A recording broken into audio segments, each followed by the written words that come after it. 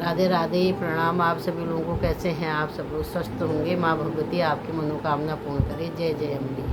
नवरात्रियों की बहुत बहुत ढेर सारी शुभकामनाएं आप सभी को। आज मैं आपको बताती हूँ, सब लोगों ने आज तीसरे नवरात्रि में चौथा पाठ किया होगा। आज जो है हमने चौथा पाठ किया है।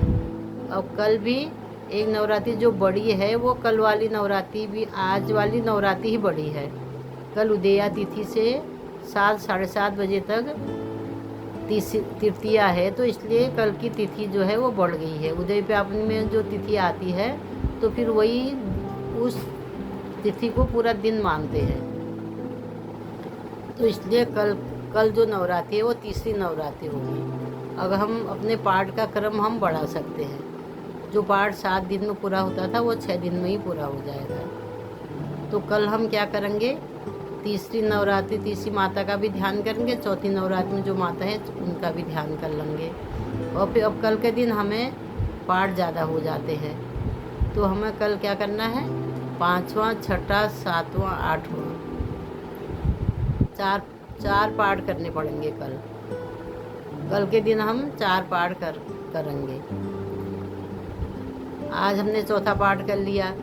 कल हम 5वां, 6ठा, 7वां, 8वां 8 अध्याय तक कल हम करेंगे, क्योंकि बढ़ते हुए क्रम में करते रहो तो सही है। तो इसलिए कल हम फिर 4 पाठ का पाठ करेंगे।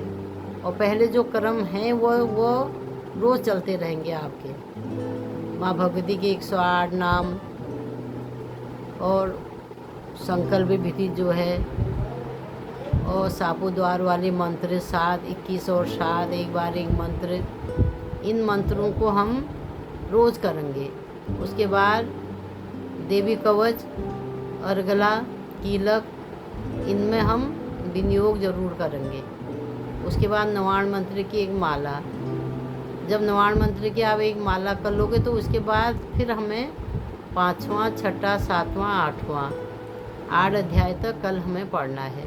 उसके बाद फिर तुरंत हमें एक माला फिर करनी है नवाण मंत्र की। नवाण मंत्र की माला करके फिर हमें वो सापो द्वार वाले जो मंत्र हैं, फिर उन मंत्रों को करना है।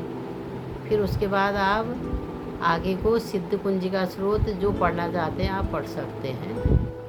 उसके बाद क्षमा प्रार्थना और दुर्गा चालीसा दुर्गा चालीसा जरूर करनी चाहिए। पाठ के अंत में दुर्गा चालीसा जरूर बोलनी चाहिए। तो इस प्रकार से हम विधि विधान से कल का पाठ शुरू कर सकते हैं।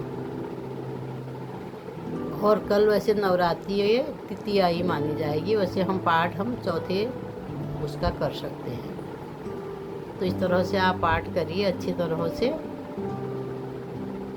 अब कवच, अर्गला, कीलक, जिसको संस्कृत आती है तो वो संस्कृत में पढ़ने की कोशिश करिए, और जिसको नहीं आती है तो हिंदी में भी हम पढ़ सकते हैं। इसमें कोई वो नहीं है। हिंदी में तो और अच्छा है, हमारे समझ में आ जाती है और बढ़िया करके हम पढ़ते हैं।